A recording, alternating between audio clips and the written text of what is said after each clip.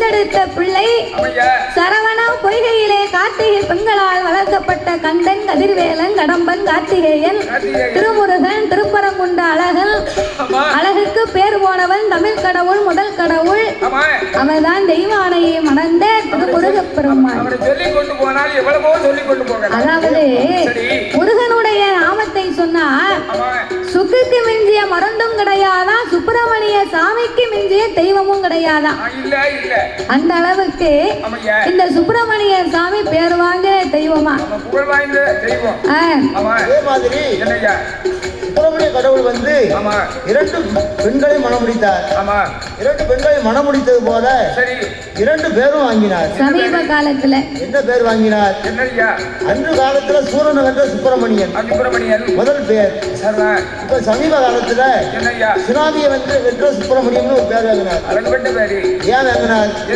எல்லா பக்கமும் சுனாமி வந்துச்சு, அழிச்சுது. அழிவு நடந்துச்சா? இருக்கும்போது வருமா? கடல் வந்து உள்வாங்கி விட்டது. கையை காட்டினார், கடல் உள்ள பார்த்து போயிட்டு.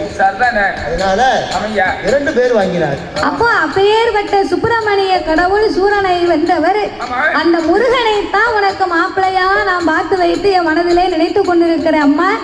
அப்ப வள்ளி நாயகி சொன்னா, ஐயா நாரதரே, போயும் போய் ஒரு பண்டாரத்தின் மகனையா என்ன கல்யாணம் பண்ண சொல்லுகிறீங்க? அந்த முருகனுடைய அம்மா யாரு தெரியுமா? பெரிய நீலி. அப்பா யாரு தெரியுமா? சுடுகாட்டிலே சுடுகாட்டு சாம்பல அள்ளி பூசக்கூடிய பேயாண்டி. மாமா யாரு தெரியுமா? அவங்க மாமா வெறும் மாடு மேய்க்கக்கூடிய மனுஷன். அவங்கள போய் அவங்க குடும்பத்துல போய் என்ன வாக்கப்பட வைக்கணும் உங்க மனசுல நீங்க நினைக்கலாமா? இந்த வள்ளி நாயகி அவங்க குடும்பத்துல போய் கால் வைக்க உங்களுக்கு சம்மதம் வரலாமா? இதை பத்தி நீங்க எதுவும் கவலைப்பட வேண்டாம். எங்க அம்மாவும் அப்பாவும் என் வாழ்க்கையை தேர்வு செய்வதற்கு இருக்கிறார்கள், நீங்க ஒன்னும் கவலைப்படாதங்க, போயிட்டு வாங்க அப்படின்னு வள்ளி நாயகி அவரை திட்டி அனுப்பினார். அப்ப நாரதர் சொன்னாரு, ஏய் வள்ளி நாயகி, அப்பேற்பட்ட சுப்பிரமணிய கடவுள் சிவனுக்கு திருமகனையான் இப்படி ஒரு வார்த்தையை சொன்ன, அப்பேற்பட்ட முருகப்பெருமானுக்கு உன்னை நான் மனவாட்டியாக அடைய செய்வேன் அம்மா அப்படின்னு சட்டமிட்டு சபதமிட்டு புறப்பட்டார் இந்த நாரத மகாமுனிவர்.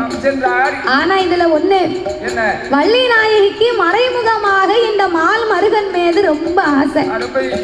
ஏன்னா அவங்க குலதெய்வமே இந்த முருகன் தான்.